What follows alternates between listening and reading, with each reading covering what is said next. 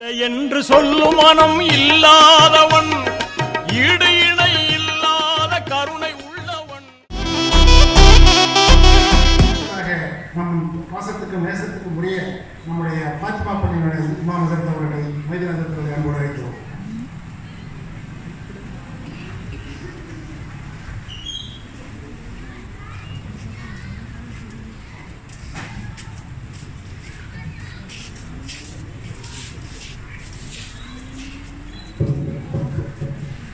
अस्सलामु अलैकुम व रहमतुल्लाहि तआला व बरकातुहू। नहमदुहु व नुसल्ली अला रसूलिहिल करीम। अम्मा बाद फ़क़द क़ाल अल्लाहु तआला फ़ी महकम तंज़ील वल फ़ुरक़ानिल अज़ीम। अऊज़ु बिल्लाहि मिनश शैतानिर रजीम। बिस्मिल्लाहिर रहमानिर रहीम। औ काब कौसैनी औ अदना इला आखिर आया। நம்மை எல்லாம் படைத்து இந்த புனிதமான மாதத்திலே ரஜப் மாதத்திலே அமரச் செய்திருக்கக்கூடிய அல்லாஹ்விற்கு எல்லா புகழும்.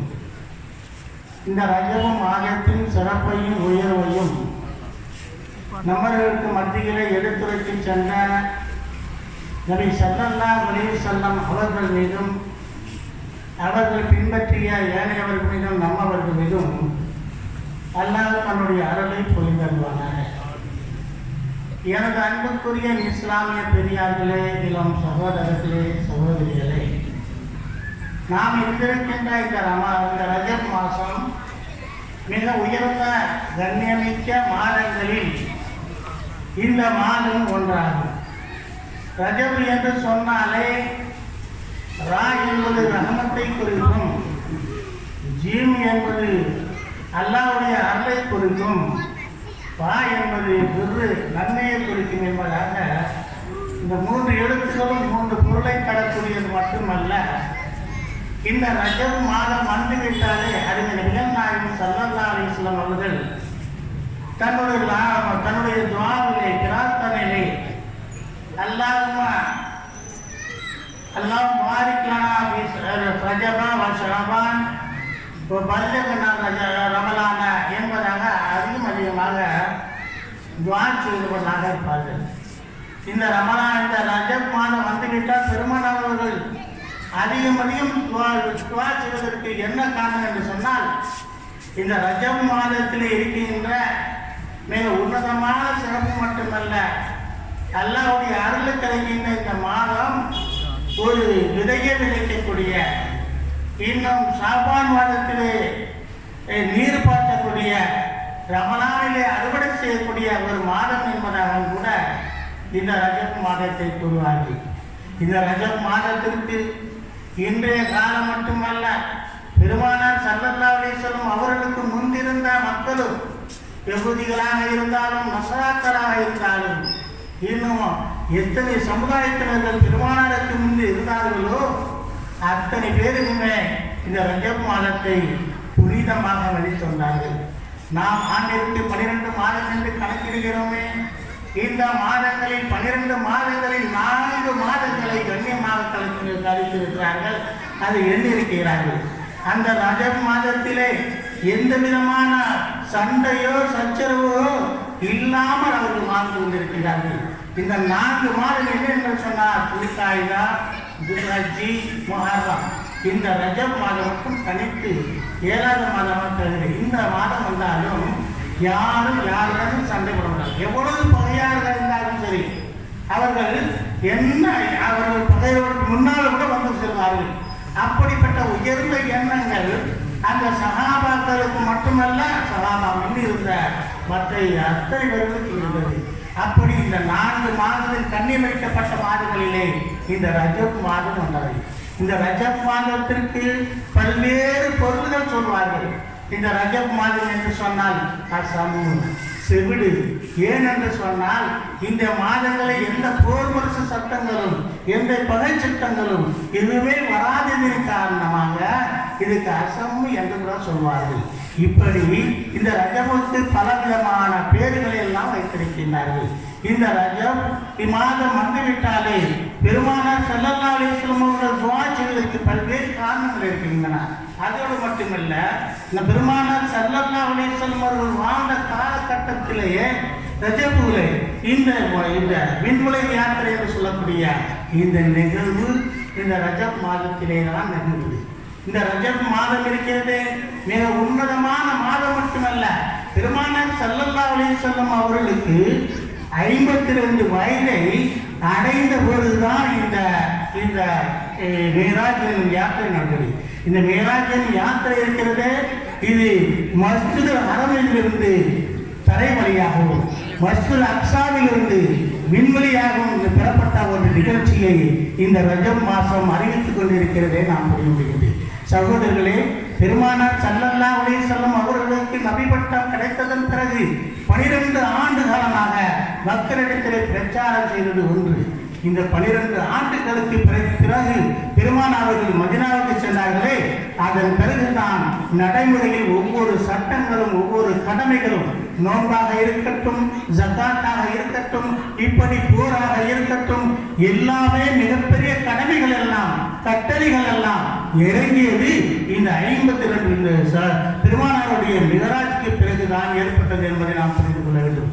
சகோதரர்களே, இந்த ரஜப் மாதம் இருக்கிறது, இந்த மாதத்தில் தான் தொழுகை கடமையாக்கப்பட்டது. இந்த தொழுகையும் கடமையாக்கப்பட்ட நிலையிலே அது எப்பொழுது மக்களுக்கு மத்தியில் ஒரு கூட்டுறவு வாழ்க்கையாக அமைந்தது என்று சொன்னால், இந்த ரஜபுக்கு பிறகு, மதீனாவுக்கு பிறகுதான் இந்த பெருமானார் ஸல்லல்லாஹு அலைஹி வஸல்லம் அவர்களுக்கு 52 வயதுக்கு பிறகுதான் கிடைத்த இந்த மாதத்திலே, இதன் பிறகுதான் இதனுடைய ஒவ்வொரு பக்தனுடைய ஆரம்ப நிலையையும் ஒவ்வொரு பக்தனுடைய கடைசி நிலையும் பெருமானார் ஸல்லல்லாஹு அலைஹி வஸல்லம் அவர்களுக்கு இந்த அறிவித்து கொடுக்கப்பட்டு ஒரு நாள் ஒவ்வொரு பக்தனுடைய 5 பக்தனுடைய நேரங்களில் முதன்மை நேரத்தை அறிவித்துக் கொடுத்தார்கள். மறுபறவை அவர்களுக்கு ஒவ்வொரு பக்தனுடைய இறுதி நேரத்தையும் இது லுஹர் என்று சொன்னால் இந்த டயத்திலிருந்து இதுக்குள்ளாக சொல்ல வேண்டும். அசர் என்று சொன்னால் அசருடைய வக்து எப்பொழுது ஆரம்பிக்கிறது எப்பொழுது முடிகிறது என்பதை ஜிப்ரீல் அலைஹிஸ்ஸலாம் இவ்வாறு 5 பக்தனுடைய நேரங்களையும் அறிவித்து கொடுத்தது. இதன் பிறகுதான் இது கூட்டுறவு வாழ்க்கையாக கூட்டுவான் வணக்கமாக மாறியது. இதன் பிறகுதான் என்பதை நாம் பார்க்க முடியுது. சகோதரர்களே, நமக்கு அறிவிக்கப்பட்டிருக்கின்ற இந்த தொழுகை இருக்கிறது எவ்வளவு உன்னதமாக என்பது பாருங்கள். பிறர்கள் கடவுளை வணங்க வேண்டும் என்று சொன்னால் அங்கே தேங்காய் போக வேண்டும், பழம் போக வேண்டும், அல்லது அதில் தட்டில் பூ வைக்க வேண்டும், அர்ச்சனை வைக்க வேண்டும். இவையெல்லாம் கொண்டுதான் இக்கடவுளிடத்திலே நெருங்க முடியும். ஆனால் நம்முடைய தொழுகைக்காக வேண்டி தேங்காவோ அல்லது பூவோ அல்லது அர்ச்சனை காசுகளோ யாராலும் கொண்டு செல்ல வேண்டும், தொழுக வேண்டும் என்ற நிலைகளை கிடையாது. அதோடு மட்டுமல்ல, இந்த தொழுகை இருக்கிறது விஐபிகளுடைய வெறும் தொகையை செலுத்தி விட்டுதான் அல்லாஹ்வை பார்க்க வேண்டும் என்ற நிலை இல்லை, அல்லது இலவச தரிசனம் என்றுதான் என்ற ஒரு நிலையை இந்த தொழுகையிலே இல்லை. மத்திய நிலையிலேயே கொஞ்சம் காசு கொடுத்துதான் இறைவனை பார்க்க வேண்டும். இறைவனுடைய கடமைகளிலே எந்த கடமையாக இருக்கட்டும், இந்த தொழுகையினுடைய விஷயங்களிலே ஒவ்வொரு நிலையையும் நாம் பார்க்கின்ற பொழுது இறைவனுக்கென்று நீங்கள் ஒரு பைசா கூட செய்யாத ஒரு தொழுகை இருக்கின்றன. இந்த தொழுகை தான். இறைவனை யாரும் எப்பொழுதும் பார்க்கலாம், எப்பொழுதும் பேசலாம், அவனுடைய உரையாடலாம், அவரிடத்தில் வேண்டலாம். உங்களுடைய தன்மானங்களை அனுபவிக்க வேண்டிய தேவையே இல்லாத ஒன்று எது என்று சொன்னால் பெருமானார் ஸல்லல்லாஹு அலைஹி வஸல்லம் அவர்களுக்கு கடமையாக்கப்பட்ட இந்த தொழுகை தான். அதோடு மட்டுமல்ல, ஆண்டானா இருந்தாலும் சரி, அடிமையாக இருந்தாலும் சரி, அது எந்த மனிதனாக இருந்தாலும் சரி, அவன் நான் தான் முன்ன நீப்பேன், நான் தான் பின்ன நீப்பேன் என்று சொல்லக்கூடிய ஒரு நிலையும் கிடையாது. நீ இந்த இடத்தில் தான் உட்காரு, நீ அந்த இடத்தில் தான் உட்கார வேண்டும் என்ற நிலை இருக்கிறதா என்று சொன்னால் நிச்சயம் கிடையாது. இன்றைக்கு மகாஜர் மலேசியாவில் இருக்கிறார் என்று சொன்னால் மலேசியாவில் கடைசியில் வந்தால் கடைசியில் தான், முதலில் வந்தால் முதலில் தான். இன்னைக்கு சவுதி மன்னராக இருந்தாலும் சரி, அவர் தொழுது வைக்கப்பட்டு விட்டால் எப்பொழுது எந்த இடத்துக்கு வருகிறாரோ அந்த இடத்தில் தான் அவர் தொழுது வைக்க முடியும். இப்படி விஐபி தரிசனமோ அல்லது தாஜ்கர் கட்டியோ எந்த இறையும் இல்லாத ஒரு தொழுகையை நம்முடைய நிலையில் என்ன எப்படி இருக்கின்றது? இலவசம் எல்லாம் எல்லாம் லேசாக பார்ப்பார்களா? பார்ப்பார்களே, அது போன்று இருக்கிறதா அல்லவா? நீங்கள் உங்கள் தொழுகையுடைய நிலைகளை பாருங்கள். இந்த தொழுகையிலே எவ்வளவு உன்னதமான இறைச்சம் இருக்கிறது, இறை நம்பிக்கை இருக்கிறது, இறைவனுடைய உதவி இருக்கிறது, இறைவனுடைய ஒரு தலைமைக்கு கட்டுப்படக்கூடிய தன்மை இருக்கிறது, ஒரு சமூக அமைப்பு இருக்கிறது. உலகத்தில் எத்தனை அம்சங்கள் இருக்கின்றதோ, நல்லவைகள் இருக்கின்றதோ, ஒழுக்கங்கள் இருக்கின்றதோ, அத்தனை ஒழுக்கங்களும் சமூக நியதிகளும் எல்லாம் இருக்கக்கூடிய ஒன்றாகத்தான் இந்த தொழுகை இருக்கிறது என்பதை நாம் புரிந்து கொள்ள வேண்டும்.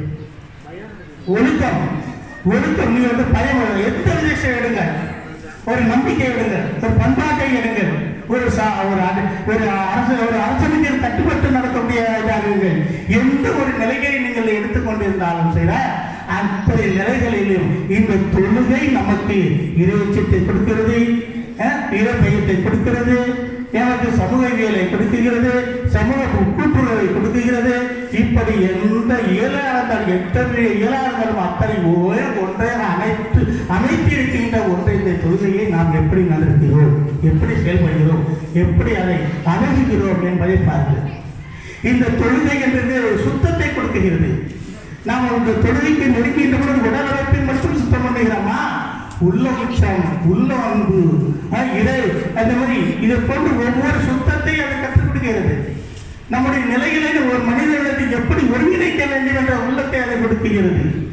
இப்படி ஒவ்வொன்றையும் நாம் சொல்லிக் கொண்டே இருக்கின்றான். ஆனால் இங்கே சிறப்பு பயனை வந்திருக்கக்கூடிய அந்த சகோதரர் எனக்கு முன்னால் ஓதிய என்னுடைய சீனியர் அண்ணன் அவர்கள். அதோடு மட்டுமல்ல, நான் ஆலிமா என்றபோது நான் ஓடிவிட்டிருந்தேன். நான் நான் ஆலிமா இருந்தபோது அவர் கௌரவ சென்ற மேல் படிப்பில் அங்கே லால்பட்டையிலே படித்துக் கொண்டிருந்தார்கள். அவர்கள்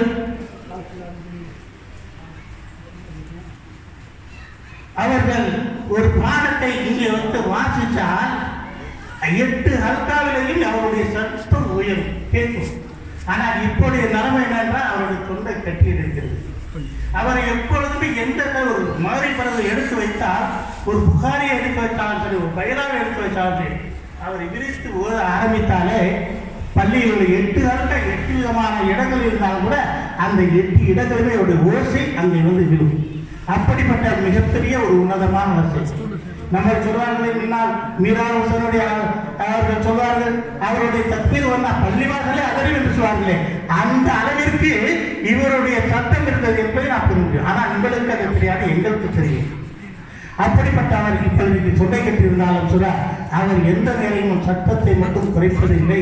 தன்னுடைய அந்த காலத்திலுமே புரட்சிகரமான நல்ல கருத்துக்களை எல்லாம் சொல்லியிருக்கிறார். முன்னால் தேரலூரிலே அவர்கள் முதல்வராக இருந்தார், இன்று நீடூரிலே துணை முதல்வராக இருக்கிறார். அவர் என்னுடைய சகோதரர், என் முன்னால் அவர் பெற்றவங்க, அவருக்கு பின்னால் நான் பெற்றவங்க என்பதை உங்களுக்கு நினைவுறுத்துகிறேன். கல்வியிலே நல்ல அகராதியிலேயும் நல்ல தமிழ் நம்மளை அரபி உலகத்திலேயும் அவர் சிறந்தவராக இருந்தார். ஆக உங்களுக்கு இந்த